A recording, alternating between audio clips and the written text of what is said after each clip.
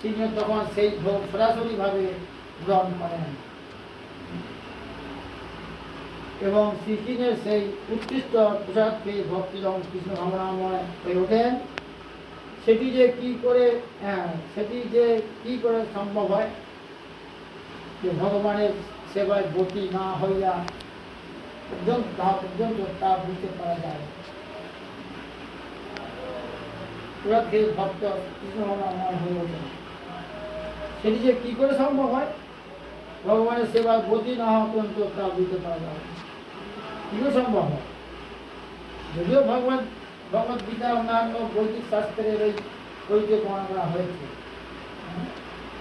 গীতার অন্যান্য বৈদিক শাস্ত্রের এই পদ্ধতি।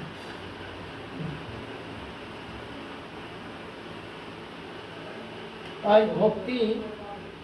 ভক্তিযোগ ইন্দ্রিয়গুলোকে নির্মল করার পন্থা।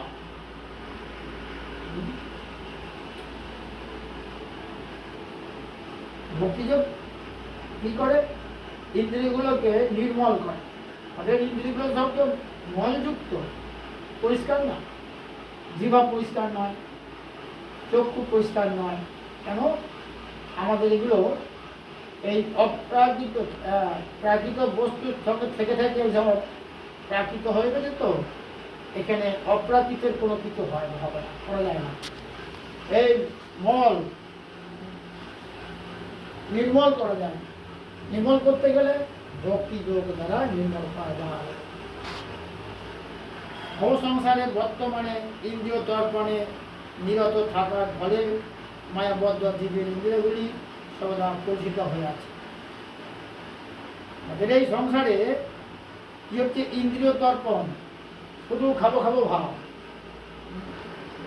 একাদশীতে বলেছে উপবাস করতে, কিন্তু আমরা আগেই ভাবি কি করে উপবাসের কথাটা ভুলে গিয়ে কি খাবো, কখন খাবো, কি খাবো, উপবাস কথাটা ভুলেই গেছে। কি খাওয়ার চিন্তা, ইন্দ্রিয় তৃপ্তি। কেউ বলছে 2 কিলো দুধ আনি, কেউ বলছে ফল নিয়ে আসি, কেউ বলছে ঘি নিয়ে আসি। এই ধরনের সব সেই ইন্দ্রিয় তর্পণ। এটা একাদশী হচ্ছে, সব একাদশী হচ্ছে। কথা থাকলে দিব্যি ফল খেয়ে একটু থাকা যায়, 2 দিন 4 দিন থাকা যাবে, কিচ্ছু হবে। নানা রকম ফল খেয়ে, দুধ খেয়ে, ঘি খেয়ে, কলা খেয়ে, এসে নানা রকম খেয়ে ও একাদশী করা যায়। তারপর যারা নিরামিষ খায়, তো তারা কি মানে ভক্ত হয়ে যাবে না? নিরামিষ খেলে ভক্ত না, হ্যাঁ, ভক্তের সহায়তা করে, সহায়ক, যে কিছুটা ভগবানের দিকে সহকারিতা মানে সব যদি খাদ্য খাবার ঠিক করে খাওয়া হয় বা নিরামিষ খাওয়া হয়, এটা ভগবানের দিকে আগিয়ে যাওয়ার একটু মানে সহায়তা করে। হ্যাঁ, ঠিক আছে, তুমি ভগবত ভক্তি লাভ হবে। তাই ইন্দ্রিয় সর্বদা কলুষিত হয়ে যাচ্ছে। ভক্তি যোগ অনুশীলন করার ফলে এ সমস্ত ইন্দ্রিয়গুলি নির্মল হয় এবং নির্মল স্তরে তারা সরাসরিভাবে পরমেশ্বর ভগবানের সংস্পর্শে আসে। হ্যাঁ, তখন কি হয়? ওই নির্মল যখন হয়, তখন ইন্দ্রিয়গুলো তখন সরাসরিভাবে পরমেশ্বর ভগবানের সংস্পর্শে, মানে কাছাকাছি যায়। এই যে আমরা যেমন এখন এই পাঠ করি, কীর্তন করি, আমরা ভগবান কাছ থেকে ওই যে অনেকে কি ভয়, মানে ভগবানকে ভয় পায়, দেবদেবীকে ভয় পায়, ভগবানকে ভয় পায়। কেন? কাছুমাছু হয় দেবালয় ঢুকলে। যারা এসব অনুশীলন করে তারা কিন্তু এই দেবালয়ে গিয়ে আত্মাত্ম খাওয়া, ভয় পাওয়া, এগুলো তারা করে সাহস। কেন? আমরা ভগবানের লোক, আমরা ভগবানের জন, আমরা ভগবানের নিকটবর্তী। আমরা কেন ভগবানের কাছে ভীত হব?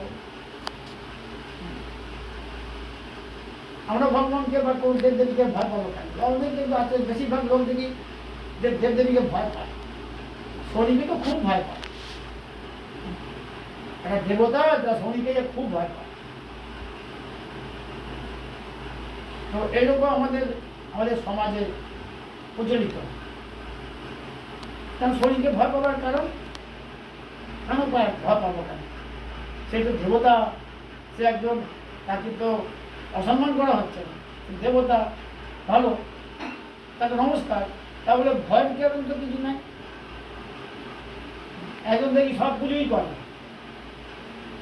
সমস্ত পূজার সব সব পূজা করে, কেন এত পুজো হচ্ছে কেন, এত সব দেবদেবী সব নানা রকম দেবদেবী বলে ও যা কে কোথাও মানে কে যখন রেগে যাবে ওই জন্য রাগ করার ভয় তো সবাইকে সন্তুষ্ট করতে হয়।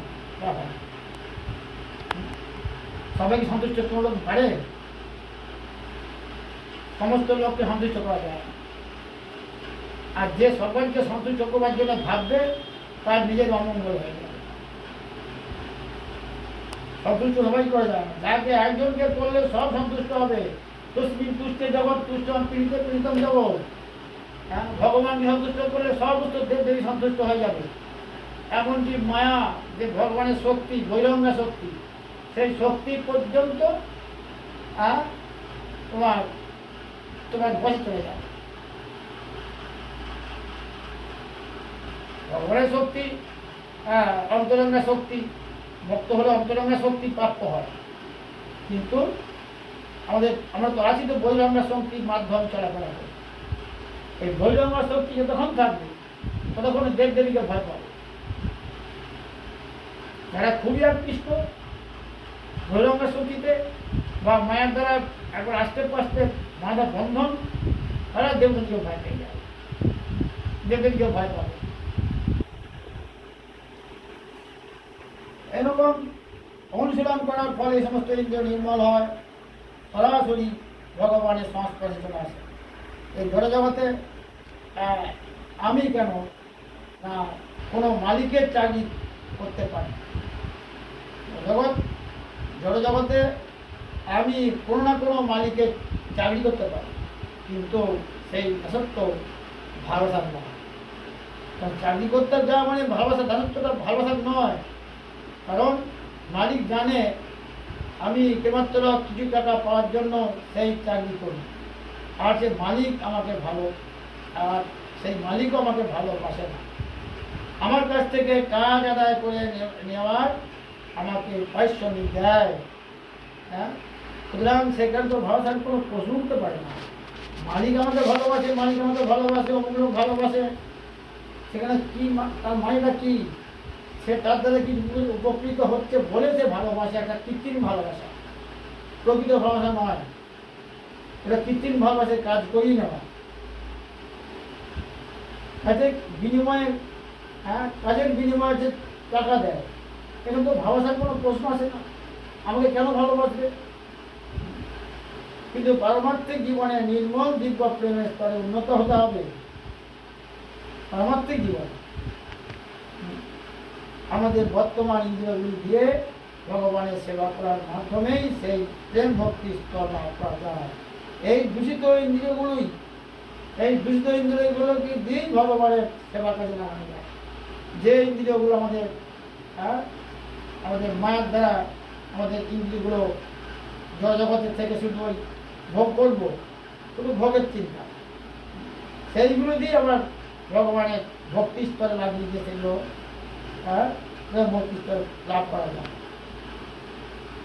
এই সকলের ইন্দ্রিয়, এই হৃদয়ের এই ভগবত প্রেম সুপ্ত অবস্থায় রয়েছে। একটা কথা, ভালো কথা, যে সমস্ত হৃদয়ে, আমাদের জীব জগতে তো আছে, হৃদয়ে তো আছে প্রেম, ভগবত প্রেমটা সুপ্তভাবে আছে, খুব গোপনভাবে সুপ্তভাবে আছে, ঢাকা আছে।